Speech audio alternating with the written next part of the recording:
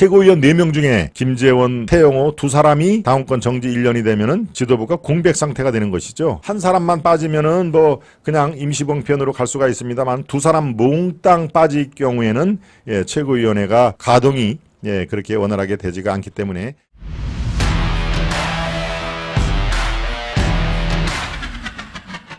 녹취록까지 터지자 태영호는 묵과를 못하는 상황으로 점점 빠지고 있다.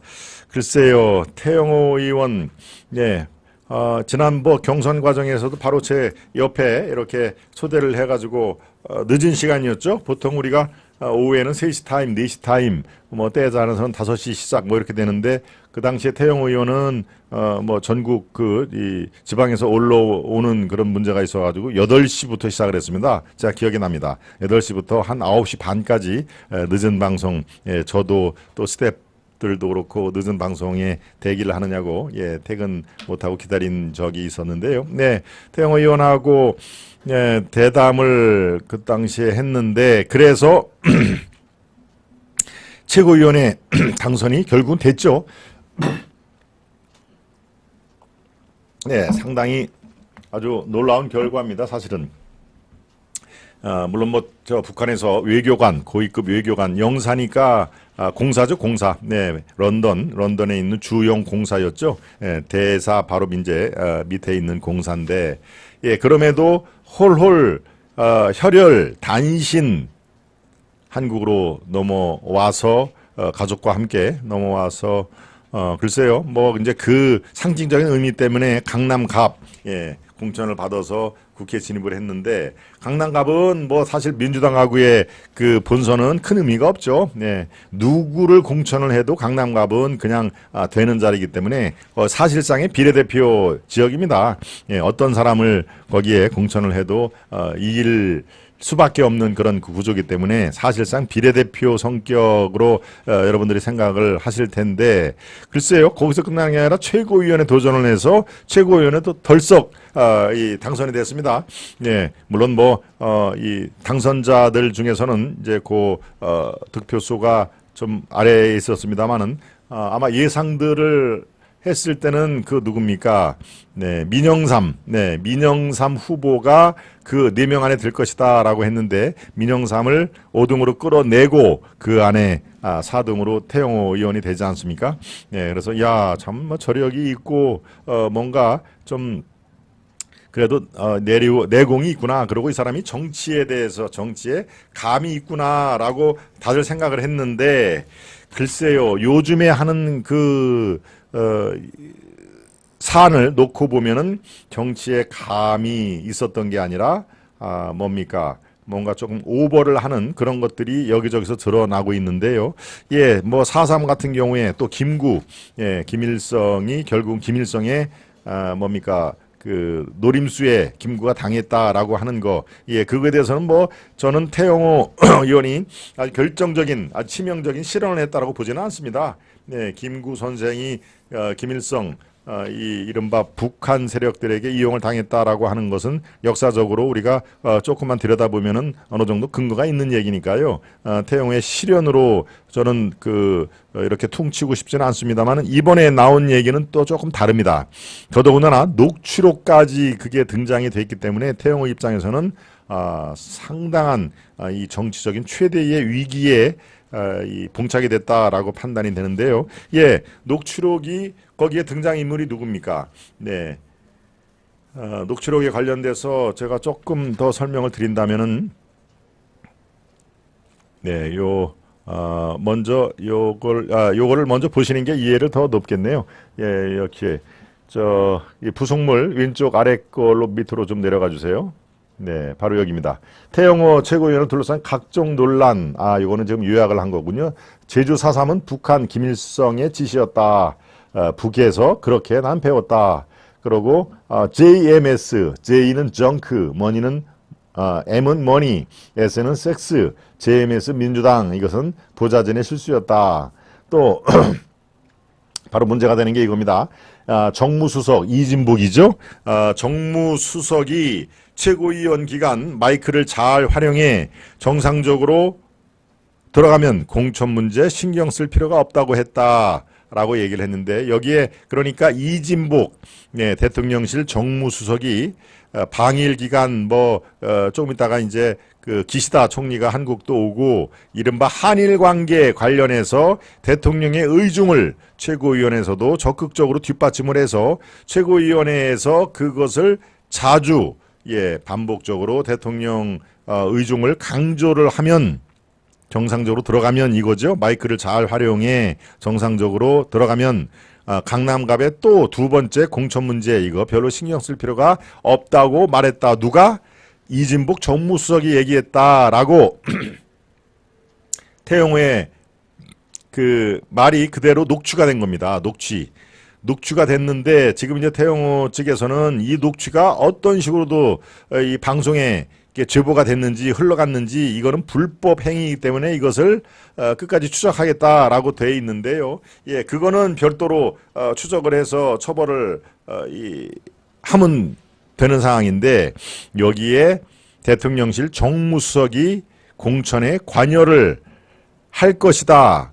관여를 하고 있다라는 그런 뉘앙스가 들어가는 말을 했다는 게 지금 최고의 핵심 내용입니다. 즉 공천 문제를 대통령실에서 이전에는 청와대라고 그랬죠. 청와대에서 좌지우지 하고 있다 또는 앞으로도 그렇게 할 것이다 라고 은연중에 태영호 의원이 얘기를 했다는 그런 사안이 지금 심각하게 반영이 된 겁니다. 그러니까 어제 진중권이 뭐라고 그랬습니까? 만약에 태영호가 진짜 저렇게 얘기를 한 게 사실이라면 저거는 법적인 큰 문제가 아닐 수 없다.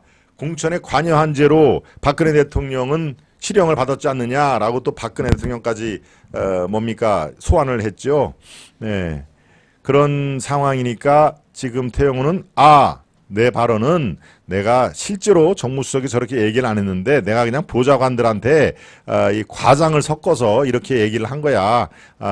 내가 앞으로 최고위원회에서 윤 대통령의 그 의중, 한일 관계는 정상화돼야 된다는 그 의중을 정확하게 강조를 앞으로 하려고 해서 내가 이진복 수석이 하지도 않은 얘기를 내가 억지로 했다 하는 내용인데요.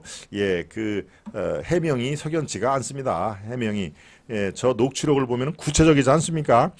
정무수석이 또 최고위원 기간, 최고위원 회의를 하는 것이죠. 최고위원회를 할 때 마이크를 자기가 잘 활용해서 정상적으로 한일 관계를 발전적으로 승화를 시키는 것을 강조를 여러 번 하면은 이게 다음날 아침에 대통령한테 다 보고가 된다. 당신 그러면은 공천 문제 강남을 거기 물론 비례대표 성격의 지역구지만 강남을의 두 번째 공천 문제 그거 별로 신경 쓸 거 없다라고 매우 구체적으로 이렇게 얘기를 한 상황이니까요.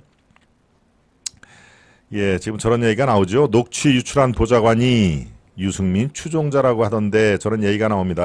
샤넬님대로 저거는 조금 더 진짜 유승민 추종자라는 게 무슨 문패 이렇게 이름표를 걸고 다니는 거는 아니니까 한번 저것도 살펴보고 만약에 그렇다면은 정말 이 국민의힘 내분의 아주 기폭자가 되고 있겠죠. 네, 그렇습니다. 윤영일님. 정치는 언어에서 시작과 끝이 된다는 것을 망각하고 있습니까? 정확한 팩트에 맞춰야지. 입 조심해야 됩니다. 입에서 나오면 법이 된다는 사실 잊지 마십시오. 윤영일님. 네, 아주 중요한 말이네요. 입에서 일단 터져 나오면 그것은 법의 심판의 대상이 된다. 아주 윤영일님이 아주 정확하게 규정을 해주셨습니다. 김박사 화이팅입니다. 라고 우리 신상현님이 아주 그 하이파이브 이 박수 소리를 아주 둘레 여섯 여덟 10개 이상을 보내주셨네요. 대단히 감사드립니다. 김빈님, 보리수님, 네, 황경자님 철저히 수사합니다. 수사해야 합니다. 지주행님, 네, 그렇습니다. 태영호 의원이 이렇게 되면은 이제 다음 주 월요일 날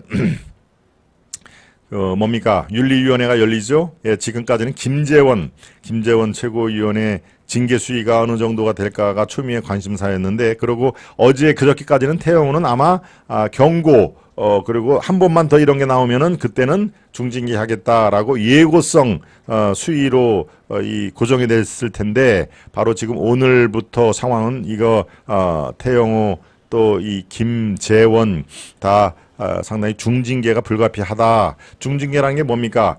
국회의원으로서는 최고의 중징계가 다음 총선 11개월밖에 남지 않은 다음 총선에 출마를 못하게 하는 게 가장 큰 중징계죠. 그렇다면 뭡니까?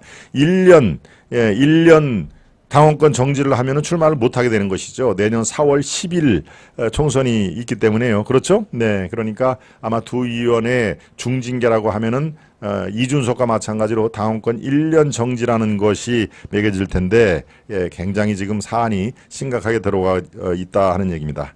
네, 뭐 쪼개기 후원금 의혹도 지금 태영호를 아주 이 태영호 이 목을 아주 올가재고 있는데요. 네, 쪼개기 후원금, 정치 후원금이 또 터져 나왔습니다. 그러니까 김기현 대표가 이거 가만히 있으면 안 되겠다. 단호히 대처해라.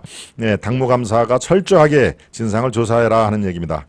네, 시의원, 구의원, 가족 등 명의 후원을 받았다는 얘기인데요.